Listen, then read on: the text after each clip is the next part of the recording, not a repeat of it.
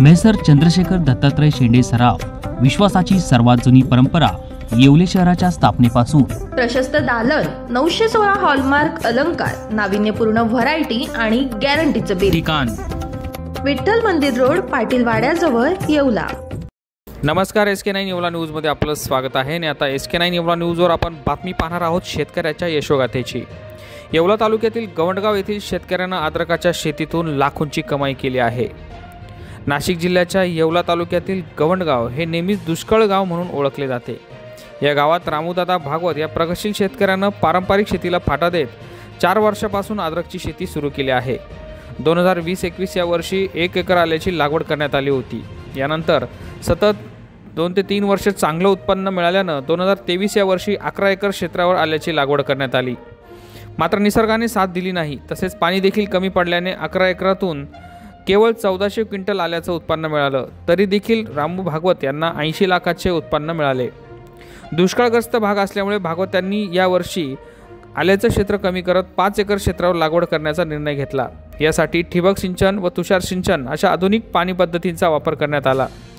यावर्षी 5 एकरात 1000 क्विंटलचे आलं निघणार अशी अपेक्षा असून त्याला चांगला भाव मिळाल्यास 5 एकरात 50 ते 60 लाखांचं उत्पन्न भागवत यांना अपेक्षित आहे। यासोबत SK9 सोबत बातचीत भागवत यांनी केली आहे, ते आपण पाहूया। माझं नाव रामदास बाजीराव भागवत उर्फ रामूदादा भागवत। मी गवंडगाव येथील शेतकरी। मी पारंपरिक पीक घेण्याच्या ऐवजी मी आता अलीकडे मिरची असेल किंवा अद्रक असेल या पिकाकडे भर दिला आहे। तर मी 4-5 वर्षापासून अद्रक पीक घेतो आहे। 1 एकरापासून सुरुवात केली आहे। तर मी दुसऱ्या वर्षी 5 एकर आणि मागच्या वर्षी असं 11 एकर आणि ह्यावेळेस 5 एकर अद्रक घेतलेला आहे।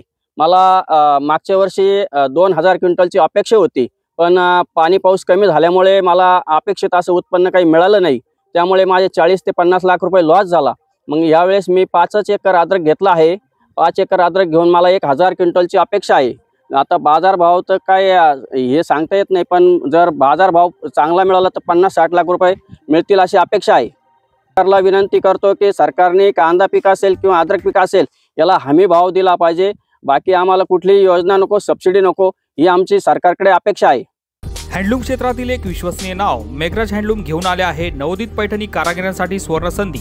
एक धोटी व ब्रॉकेट पैठणी हँडलूम मॅन्युफॅक्चरर आमच्याकडे संपूर्ण हातमाग, सर्व साहित्य, चांगल्या क्वालिटीचे रेशीम व जरी होलसेल भावात मिळेल। तसेच पैठणी डिझाईन व प्रिंटिंग केली जाईल। ठिकाण पटेल मस्जिद समोर खत्री गल्ली येवला। अधिक माहितीसाठी मयूर मेघराज 9028 835215, सागर मेघराज 7558 44 74 75।